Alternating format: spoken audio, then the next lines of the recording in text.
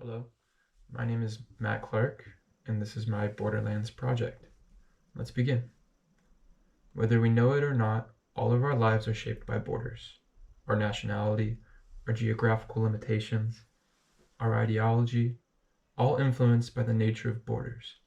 But what are borders exactly? And what do they contain within them? We often think of borders in terms of migration and country. If you were to say that borders are lines on a map, well, you would be correct. If you were to say that borders are barriers that separate certain groups of people, well, also you would be correct. As we dive deeper into the video, I will elaborate more on what exactly borders are. However, for now, I will consider them as a space in between. That's right, not just a line, not just a barrier, but a real world, lived in, and liminal space. What does this entail? Well, for people traveling between countries, any space between origin and destination can be considered a borderland. For instance, a person traveling from point A to point C will find that point B borders both and is in fact a border space. To put that into perspective, migrants coming from Latin America, whose destination is the United States, would consider other Latin countries along the way as borderlands. But it's not just the fact that they reside in between that makes them borderlands. It's the fact that they are fundamentally different to those who travel through them. Another example of a border is something like the Berlin Wall. For instance, here we see a physical barrier that's separating two sides, not just person by person, but by ideology. Additionally, we have a picture of the Rio Grande. Now this is a natural border. It's a landscape border, which separates America from Mexico. Many think that Latin American countries are a unanimous whole and thus must be accessible to move through freely without friction. But the reality is that significant differences exist within the lines of each border. This inevitably creates a situation where migrants must pass through unfamiliar nations serving as borderlands, serving as a space of transition and a state of transition from one identity to the next. Ultimately, a middle identity is established without ever taking form, without ever fully crystallizing, a liminal identity inside a liminal space.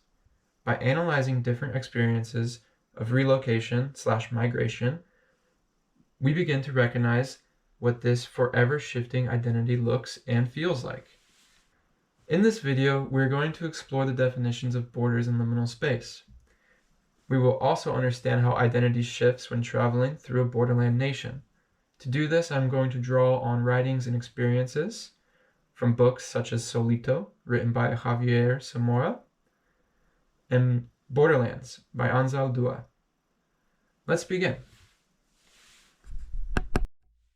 First of all, it's important we understand how certain topics are defined. For instance, the definition of a border.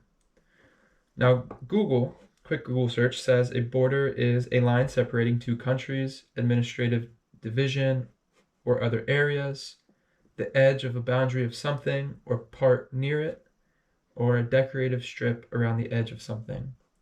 With each definition, we are given something resembling two-dimensional space, a line, an edge, a strip, something two-dimensional and physical. But as we saw earlier, a border can also be explained as an area in between. In addition to this, a border doesn't just represent the distinction between physical space. Take the Berlin Wall, for example. Yes, it was a wall that physically parceled people and territory, but what it was separating wasn't just physical, it was ideological. The capitalist West from the communist East, both ideas. Therefore, borders can be defined as three-dimensional spaces that separate physical as well as non-physical attributes, depending on what side of a person might fall on, which also might determine with how they identify. Additionally, a simple definition is a liminal space. Another definition is a liminal space, which is simply defined as a transitional or an in-between space, representing the threshold between two states, places, or stages of life. I think this is a good definition because it represents the in-between, and it represents a passing through, a temporary matter, like a temporary space where we're not just staying there, but we are passing through. Now I would like to talk about Borderlands by Anzaldúa. A quick summary. This is a brief summary, very insufficient overview of Anzaldúa's Borderlands, but it does say one aspect is the language, the writing, and the speaking in the Borderland world. Discusses the challenges of language and identity in the Borderland context. This work, to be honest, is something that I felt more than anything. There's something that resonates. Anzaldúa uses a combination of poetry, Spanish, and historical fact to establish a narrative about land, specifically how people naturally connect to land over time. The comfort in the land, and strange instances when land is conceptualized in a New World way. She intentionally uses the mixture of Spanish throughout the work, and for instance, she goes directly from English to Spanish, quickly and abruptly. This is important because as we talk about connection to land, it's important to keep in mind that identity has a lot to do with that connection. A break between that connection is like a break in identity. Therefore, when Anzaldúa is using Spanish, she's really in a way expressing herself in a way that feels more natural to her identity. And the same goes for land. Moving through an unknown land has the same effects as using an unknown language. It poses questions to identity. Anzaldúa recounts historical fact to establish a long traceable tie to the land. By citing archaeology, she proves the precedent for potentially having a right to that space. For example, she says, during the original peopling of the Americas, the first inhabitants migrated across the Bering Straits and walked south across the continent. The oldest evidence of humankind in the U.S., the Chicanos, ancient Indians' ancestors, was found in Texas and has been dated to 35,000 BC. In the southwest United States, archaeologists have found 20,000-year-old campsites of the Indians who migrated through or permanently occupied the southwest Azatlan, land of the Herons, land of the whiteness, the Edenic place of origin in the Aztecs. So we noticed a establishing of traceable history to people and to land and identity. I like to think of land that's been passed down over generation, sort of like a family business, also passed down from generation to generation. If it switches ownership, is the business really the same, or is it still considered the family business? What happens to the family's attachments to their ancestors? I am still American, or am I still American if America suddenly changes its name to something different? It's potential, but that's where the connectivity comes in. Anzaldúa talks about the loss of her grandmother's ranch. The ranch had been bequeathed to her after the death of her grandpa, and although it is linked to years of their heritage and family, it was taken by legal means. However, legal to who? She says, drought hit South Texas. My mother tells me, la tierra se puso bien seca y los animales comenzaron a morirse de sed. Mi papá se murió de un heart attack, dejando a mi mamá pregnant y con 8 huercos, with 8 kids and 1 on the way. Yo fui la mayor, tenía 10 años. The next year the drought continued y el ganado got hoof and mouth. Se cayeron en droves en las pastas y el brushland. Panzas blancas ballooning to the skies. El siguiente año still no rain. Mi pobre madre viuda perdió 2/3 of her ganado. A smart gabacho lawyer took the land away. Mama hadn't paid taxes. No hablaba inglés. She didn't know how to ask for time to raise the money. My father's mother, Mama Locha, also lost her terreno. For a while we got $12.50 a year for the mineral rights of 6 acres of cemetery. All that was left to the ancestral lands. Mama Locha had asked that we bury her there besides her husband. El cementerio estaba cerrado, but there was a fence around the cemetery, chained and padlocked by the ranch owners of the surrounding land. We couldn't even get in to visit the graves, much less bury her there. Today it is still padlocked. The sign reads, "Keep out, trespassers will be shot." This legal language is also analogous to an unknown language. How is it possible to legally separate someone from their home when their home is something that belongs inside of them? Physical borders, like the fence around a cemetery, are placed around something that is carried inside. With that physical detachment, again, how can we reconcile with identity when what is known becomes blocked? Anzaldúa definitely touches upon the strangeness that laws and borders have on the land. She presents the lineage and connectivity as naturally occurring through time, roots growing deep into the ground. But the addition of laws and borders is unnatural and seems to be confusing. For instance, Anzaldúa states that land is seamless. It may have natural borders like mountains or rivers, but it's all connected. When we look at a map or a globe, we see lines separating lands. But when we go outside, we do not see any lines, any imaginary lines. And when someone hands us a piece of legal paper and claims ownership, we do not feel like it means anything at all. This implies that the connection, the heritage, the meaning, all comes from a sense of inhabitants. Inhabitants of the land is what is sought for, and it is the people that impose borders. But what is Anzaldúa also pointing at in terms of these unnatural borders? Do they end up creating anything tangible? Directly from the beginning, Anzaldúa posits borders as unnatural. She uses the language that infers the land was stolen, illegally seized, or conquered.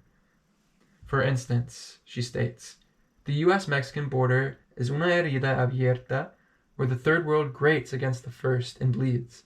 And before a scab forms, it hemorrhages again, the lifeblood on two worlds merging to form a third country, a border culture. Borders are set up to define the places that are safe and unsafe, to distinguish us from them. A border is a dividing line, a narrow strip along a steep edge. A borderland is a vague and undetermined place by the emotional residue of an unnatural boundary." Furthermore, she states that borders immediately create an us or them environment. In basic terms, you can only be on one side of the fence at a time. Although this duality seems self-explanatory as black and white, Anzaldúa actually posits the third instance, a borderland. By creating a border, you've created a borderland. And seeing how borders are an unnatural occurrence, you get an unnatural space. What she means is that a tree inevitably grows from the soil in which it is planted. But the problem is that the intention is to pass the borderland without ever having established roots there. This borderland area she describes as being literally in between, liminal. But seeing how Anzaldúa is clear about the connection to land, what impact would a borderland have on identity? Is it plausible to say that there is an in-between identity, a borderland identity, an identity that is entirely shaped by the geographical location? For instance, people in a state of transition, like a liminal state. According to the Chapter 7, the New Mestiza, the conditions of the return were brought forward by the United States by taking what Anzaldúa calls the Promised Land, which is probably a reference to the capital advantages and wealth building the land has. America then placed Mexico in a situation where it was economically inferior and dependent on the U.S. With the seemingly instantaneous dispossession of Mexican land, when Texas was annexed, the borders were drawn, the economic advantage seized, and many Mexicans' connection to the land severed. The return, therefore, as Anzaldúa addresses, is the following cycle. Mexico becomes economically dependent on America. America produces unlivable conditions that forces people to migrate. Then America takes advantage of that immigration. also known as the return. So land isn't just a connection to identity or history, but it's the determinant for advantage in resources that creates wealth and living conditions as well. This creates like a pressure difference, similar to an uneven temperature that causes wind to move from one place to the next. It's the same for migration. Having people from a area moving to another in terms for land and resource safety. Anzaldúa says, "We have a tradition of migration, a tradition of long walks. Today we are witnessing la migración de los pueblos mexicanos, the return odyssey to the historical mythological Azatlan. This time the traffic is from south to north. El retorno to the promised land first began with the Indians, the interior of Mexico, and the mestizos that came with the conquistadores in 1500s. Immigration continued in the next three centuries, and in this century it is continued with the braceros, who helped to build our railroads and who picked our fruit. Today, thousands of Mexicans are crossing the border legally and illegally. 10 million people without documents have returned to the Southwest. Faceless, nameless, invisible, taunted with a cucaracho, trembling with fear, yet filled with courage. A courage born of desperation. Barefoot and uneducated Mexicans with hands like boot soles gather at night by the river, where two worlds merge, creating what Reagan calls a front line, a war zone. The convergence has created a shock culture, a border culture, a third country, a closed country." So again, we see reference to this borderland identity, this border space, liminal area, and the land. Has to do with the land. This part could be explained why land is fought over and guarded. So if the land is the proponent that attracts or repels people, then it seems to be that migration has everything to do with the land. But again, now that brings in the same question as before. What about the land in between? I think this is a good transition into talking about the increase of El Salvadorian migrants throughout the last 30 years. In the beginning of 2000s, El Salvadorians in the US were just a little over 500,000. About 20 years later, in 2020, the El Salvadorian population, foreign-born, in the US grew to over 2.5 million. That's from a little over from 500,000 to 2.5 million in 20 years. Something interesting happened in 2024, however. During the end of Biden's term, there was a sharp drop in illegal border crossings. Biden closed down the border for whatever reason, and that was the reason why there wasn't as much migration coming through. But let's look at the effects. What happened to people like El Salvadorians coming through and only to be stopped at the border? It says here 56,300 Salvadorians in irregular migration status in Mexico. That means that when they got stopped, they were to remain in Mexico. Now, this is the borderland to them. Traveling from El Salvador to America, that means their border isn't just the Mexican-US border or El Rio Grande. It is an entire nation as a border. It's an entire land as a border. And they not having access to pass, were now stuck in that land, in that liminal state. Here's a picture of people migrating who were stuck in Mexico in a state of transition. And that leads us to our book Solito by Javier Zamora, written in 2022.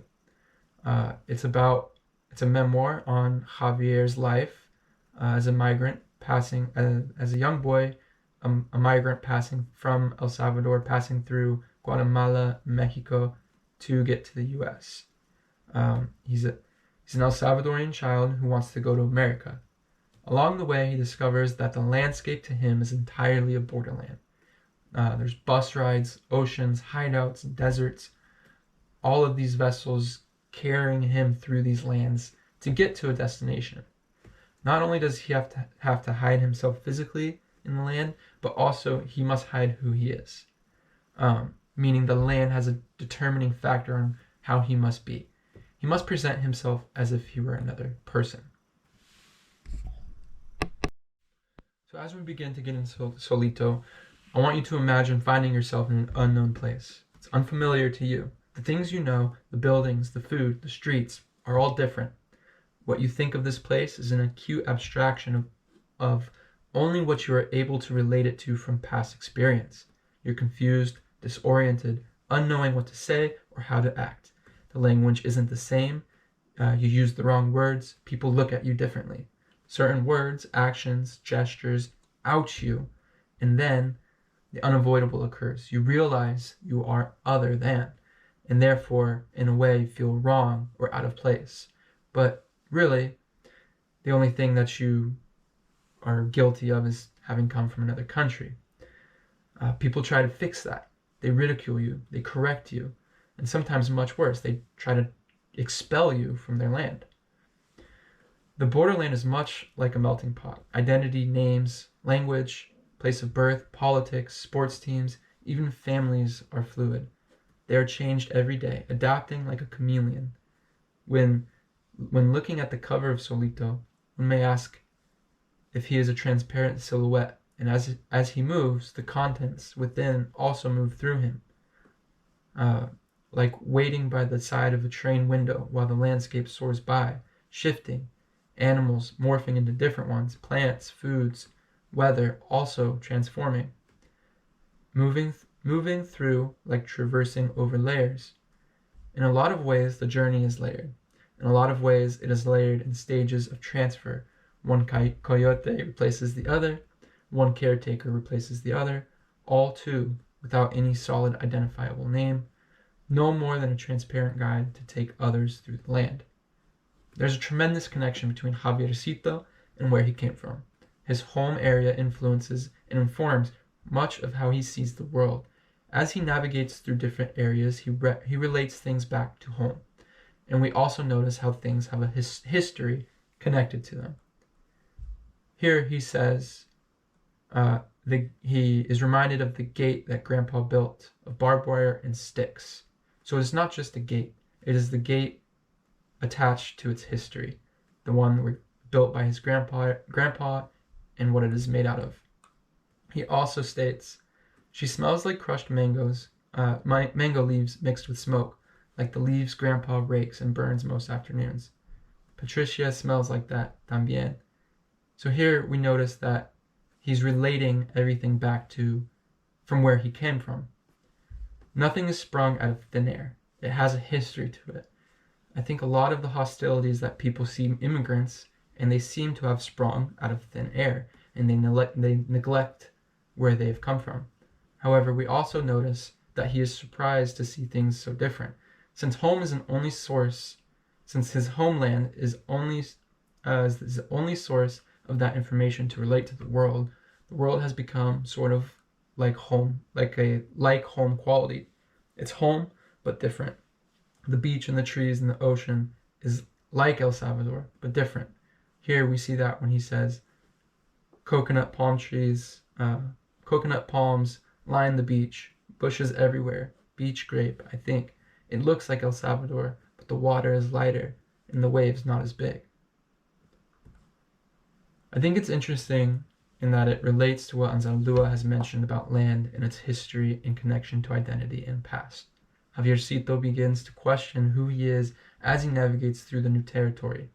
Since everything is different, it's informing or marking his subconscious differently.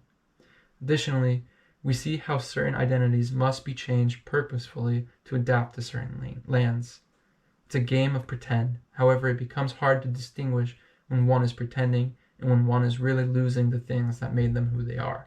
If Javier must act Mexican when he goes outside, that means he must speak that unfamiliar language. And since he could not do that as well as someone who was really born in Mexico, he will always be feeling like he is not able to do the job right, or he is not able to take on a Mexican identity. For instance, we follow in Solito, Javier says, we follow him outside.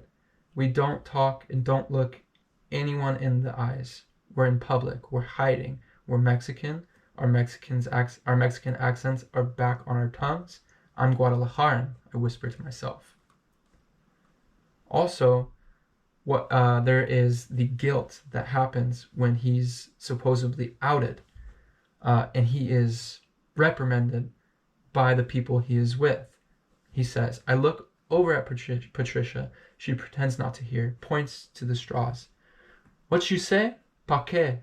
Pa, I messed up. I'm stupid. I don't know what to do. Oh, this? The lady holds up the straw. I nod. You mean papote? Popote. She lets out a huge laugh. Patricia is next to me, stares at me and glares at the lady, who can't stop laughing. Gracias, Patricia tells the lady, yanking the straws from the lady's hand, who up close looks older than Grandpa.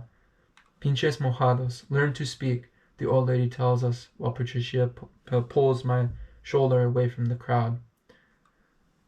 And additionally, she says, it's okay, camina, which is also different than how it would be said as opposed to camina in Mexico. This is really confusing because in reality, we can only be who we are. It's impossible to change your identity from the subconscious level. Therefore, this shows how land is therefore showing to reaffirm an identity or highlight the differences. It reaffirms or highlights differences. One instance that stands out in particular is the instance of a pregnant woman who is also migrating to America. While on the journey, it is clear that this woman is very late in her pregnancy, meaning that the baby could be born soon. While it's shocking to imagine a woman crossing the border in this condition, it is interesting in two ways. One, the way that Javier describes the landscape while crossing the border goes as follows. I dig a handful of dirt and hold it up so the moon shines on it. It's nothing but twigs and dirt. I dig another handful. There are small flakes and more twigs. They're like sparkles, like plastic or confetti. This place is literally a purgatory or in between. It's just this liminal space and almost magical in a way. The second reason I find it interesting is that what the woman says about the location of where she wants her child to be birthed. She says the following: I want my kid to be born over there, or here, aquí pues, un gringo, Patricio says. And they laugh. I'll let your family rest. The woman lies down in the bush. It's quiet. Again, the woman's belly isn't that big. Is that man next to her her husband? No one of the six ask. So this is interesting because they carry this unidentifiable quality, or this in-between quality of this migratory status, determined by where they are in the land at that very moment. And when she says that I want my child to be born over there, that brings up a very interesting question of what she means by that exactly. Well, I think it goes back to the understanding of land being connective to identity, and in a way informing who we are. I think she knows that if her baby is born in Mexico, they will never quite fully be American. However, if born in America, then the baby might have the chance of not being the other. What I found was also interesting was the tension that this created by wondering what would happen if she went into labor inside the borderland while crossing, what that would have meant. What country would that baby belong to? Even Javier mentions the lack of signs informing him to where he was. He states, where are the cities? Where are the signs saying we are in a new country? This is my third new country. Guate, Mexico, La USA. So the signs as an indicator of where you are, I mean, is so interesting, as if they mean and inform you about where you are and where you stand and what status you carry by signs, not by your decision, but by where you stand on a certain piece of land. So lastly, one other way that I want to look at the land having an effect on Javier is just simply by looking at the cover of Solito. We see quite clearly that the silhouette of a young boy with a layered landscape going through him, with the landscape being treacherous in some ways and magical in others. For instance, the celestial part being up by his head and heart, and the laborious part being by his feet and his walking. It's shifting. It's a shifting landscape, but it's also carried within him. That is indicative of a land and identity that are connected. And as we move through land, like in Solito, like Javier moves through the land, and as Anzaldúa points out, we have a connection to it. And when we are in a state of in between, we have a in between within us.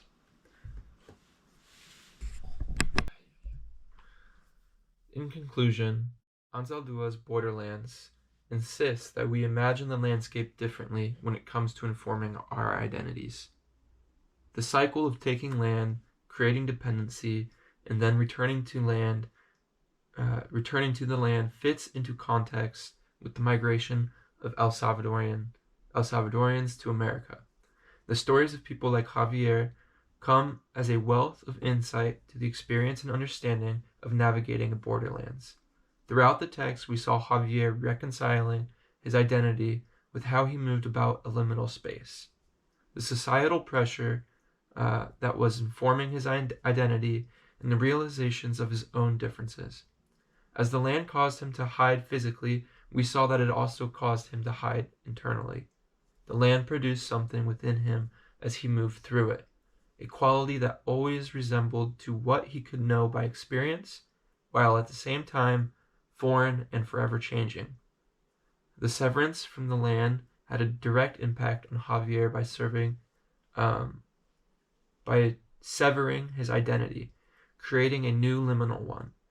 Through his memoirs, he provided insight into this transitional state, which highlights instances like in 2024 when migrants were prevented from crossing the border and had to remain in Mexico, which was acting as a borderland. In conclusion, the idea that land and identity are not related is false. We can clearly see a link connecting us to place, and therefore, if we are in a transitional state, that area of transition is informing a new liminal identity as we pass through. Thank you for watching. The end.